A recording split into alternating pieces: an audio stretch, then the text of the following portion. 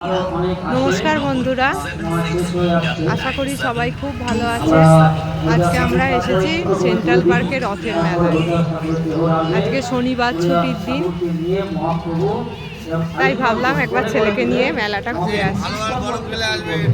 দেখুন কত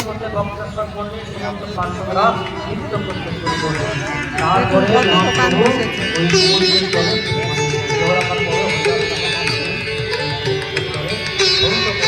এখানে প্রায় সোজা রথ থেকে উল্টো রথ পর্যন্ত এই মেলা চলে।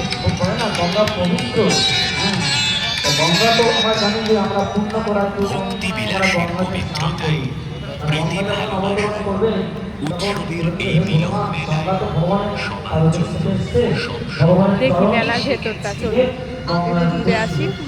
অনেক দোকান বসেছে। ওই যে ওর বাবা, মোমার বাবা অনেকটা দূরে এগিয়ে গেছে।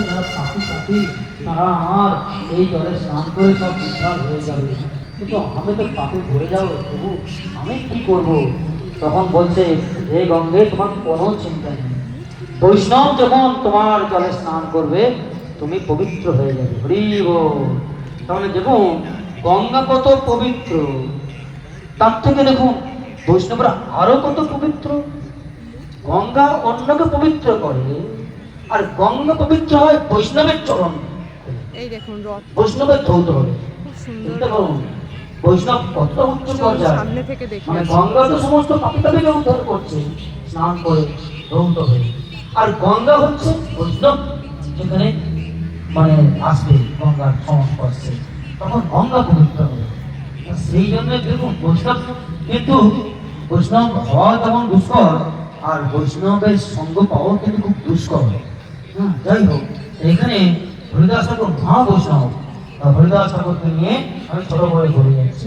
হরিদাস ঠাকুরকে নিয়ে মহাপ্রভু ওই সমুদ্রে ধৌত করলেন, সমুদ্র ধৌত করে এসে আর ওই সমাধি দিচ্ছে, আর উন্মত্ত হয়ে সব নৃত্য গীত করছে। এখনো দেখবেন পুরীতে স্বর্গদ্বারের কাছে হরিদাস ঠাকুরের সমাধি আছে। আপনারা পুরীতে তো গিয়েছেন সবাই নাকি? হাত তুলুন দেখি। পুরীতে গিয়েছেন সবাই? পুরীতে যাননি ওই জন্য হাত তুলছেন না। আপনারা দয়া করে পুরীতে যাবেন। পুরী হচ্ছে দেখুন, বলছে মথুরা হচ্ছে কি, মথুরা, দ্বারকা, বৃন্দাবন, আর হচ্ছে মথুরা হচ্ছে পূর্ণ, দ্বারকা হচ্ছে পূর্ণতর, বৃন্দাবন পূর্ণতম, আর পুরী কি পরিপূর্ণ। পরিপূর্ণ, একেবারে পরিপূর্ণ। পুরীতে যাবেন, পুরী জগন্নাথ দর্শন করবেন, আর রথের দড়ি টানবেন। বলা হয় কি জানেন, রথের সময় মনে আপনারা যাননি কেউ? আচ্ছা, কেউ রথের সময় গিয়েছেন? হাত তুলুন দেখি। পুরীতে রথের সময় কেউ যাননি? যদি সময় হয় রথের সময় যাবে, আপনি গিয়েছেন, আপনি অনেক ভাগ্যবতী। জানবেন যে হ্যাঁ, আর জন্ম মৃত্যু চক্রে আসতে চাইছে, তাহলে সে নিশ্চিত গন্ডগোল আছে। জন্ম মৃত্যু চক্রে আসতেছে কেন? বলছে দোলেছ দোল গোবিন্দ চাপের স্বর্ণ পুরাণে আছে, দোলেছ দোল গোবিন্দ চাপের চক মধুসূদন। অর্থাৎ দোলে যে গোবিন্দকে দোল দেবে, চাপের চক মধুসূদন, অর্থাৎ ভগবান যখন নৌকা আরোহণ করবেন, এটা আপনি দর্শন করবেন। রথের চো বামন, বামন দেব মানে জগন্নাথ। জগন্নাথকে যখন আমি রথে দেখবেন, রথে বসে আছে বামন দেব, পুনর্জন্ম না বিদ্যাতে, আপনার আর পুনর্জন্ম হবে না। এই তিনটে জিনিস খুব ভালো করে মনে রাখুন। দোলে চ দোল গোবিন্দ, চাপে চ মধুসূদন, অর্থাৎ ভগবান যখন নৌকা আরোহণ করেন সেটা আপনি দেখবেন। আর রথে যখন বামন দেবকে দেখবেন, বামন দেবকে, বামন দেব ভগবান জগন্নাথ কৃষ্ণ, তিনি বামন অবতারে এসেছিল না, বলিকে হরণ করেছিল, তাই বলে বামন দেব। রথে জন্ম নদীতে, অর্থাৎ রথ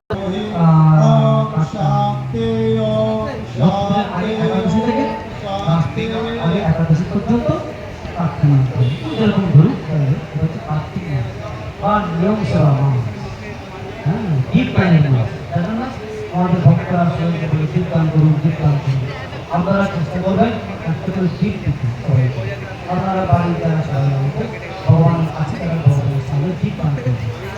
দীপ দানের মাস বলা হয় রাধারানীর মাস। কার্তিক ও কার্তিক মানে কার্তিক দেব, কার্তিক দেবতা, দেবতা কার্তিক নয়, কার্তিক মানে কৃতিকা কার্তিক কে দাদা রানী কার্তিকে বলছে।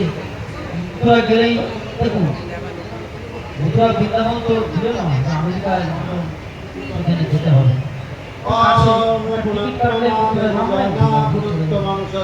বলছে এই জগতে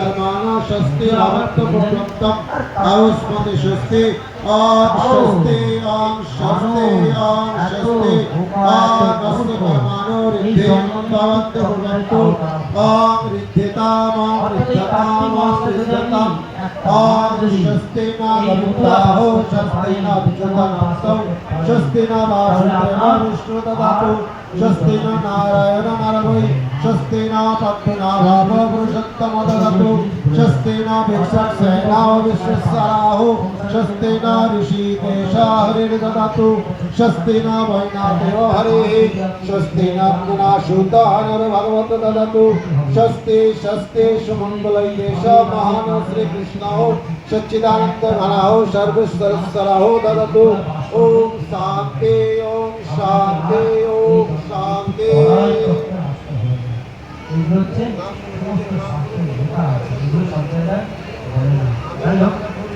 এখানে কি দেখতে পাই যে হরিদাস ঠাকুর কি হলো, তিনি তার ভগবান, তারপরে এই বালি আনতে বললো মহাপ্রভু ওই হরিদাস ঠাকুরকে সমাধি দেবে। এই হলো হরিদাস ঠাকুরের নির্যান।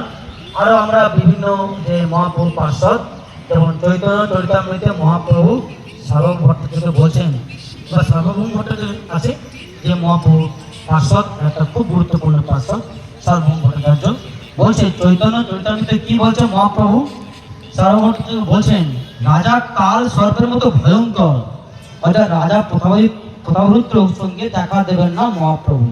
তা সার্বভৌম ভট্টাচার্য বলছে, রাজা কাল সর্পের মতো ভয়ঙ্কর।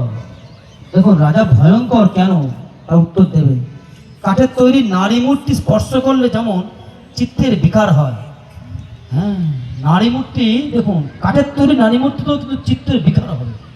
তা সেই রকম রাজাকে দর্শন করলে বিষয় আসক্তি ভরপুর হয়ে যায়। অর্থাৎ রাজাকে দর্শন করলে যারা যারা সাধুগুরু বৈষ্ণব দেখবেন ফট করে তারা কিন্তু অনেক ধনী মানুষদের সঙ্গে দেখা করতে চায় না। কেন দেখা করতে চায় না? কারণ এই বিষয়াসক্ত মানুষকে দেখলে আসক্তির উদ্ভব হয়। অর্থাৎ কাল সর্পের সঙ্গে তুলনা করেছেন মহাপ্রভু। মানে আপনি সাপ নয়, কিন্তু সেই সাপের মতো একরকম যদি আপনাকে সাপের মধ্যে একটা নকল সাপ আনে, এইখানে তাকে দেখে কি হয়, আপনার ভয় উদয় হয়। তেমনি বিষয়ী এবং স্ত্রীলোক দর্শনে ভয় পাওয়া উচিত। এরপর চলুন মেলাটা গিয়ে ঘুরে যারা দেখে আসি। সাধুগুরু বৈষ্ণব, যারা বিষয়ী মানুষ এবং স্ত্রীলোক দর্শন, দেখুন অনেকে কিন্তু সনাতন গোস্বামী রাজকাল গোস্বামী শঙ্কর গোস্বামী ছিল, হোসেন সাহেব প্রধানমন্ত্রী ছিল, অর্থমন্ত্রী। মামা এখন খেলনা কিনবে বলে দৌড়াচ্ছে। ওর মেলায় আসার ইচ্ছা, খেলনা কিনবে খানি, তার জন্য টাকা দিয়ে অনেক কিছু অবলম্বন করে তারা রাজকার্য পরিত্যাগ করেছে। অর্থাৎ তার মানে কি, রাজকার্য যদি আপনি করতে চান তাহলে আপনার মধ্যে বিষয় আপনার মধ্যে চলে আসবে।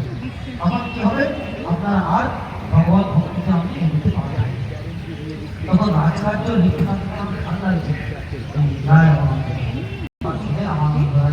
দেখুন কি সুন্দর সুন্দর দোকান বসেছে। সুন্দর সুন্দর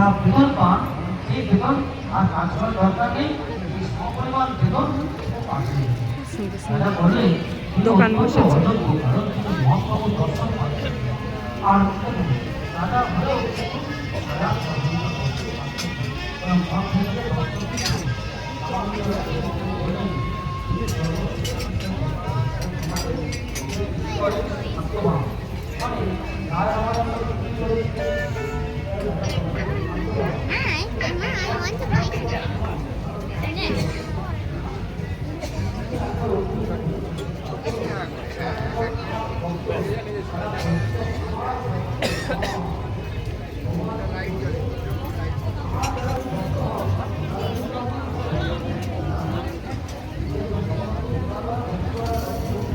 যত সন্ধে হচ্ছে তত ভিড় বাড়ছে, এই জন্যেই আমরা একটু আগে আগে এসেছিলাম, কিন্তু সেই তো সন্ধে হয়েই গেল আর ভিড়ের পরিমাণও বাড়তে থাকছে।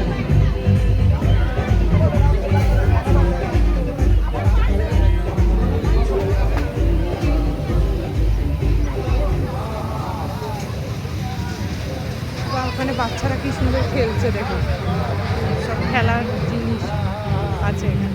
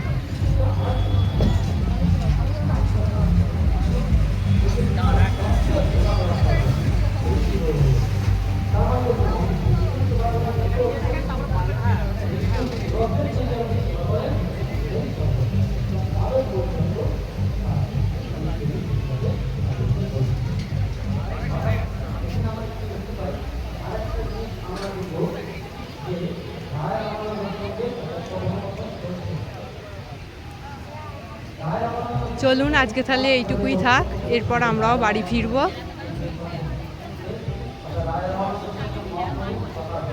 আমার ব্লগটা ভালো লাগলে অবশ্যই লাইক, কমেন্ট, শেয়ার করবেন। আসি তাহলে, নমস্কার।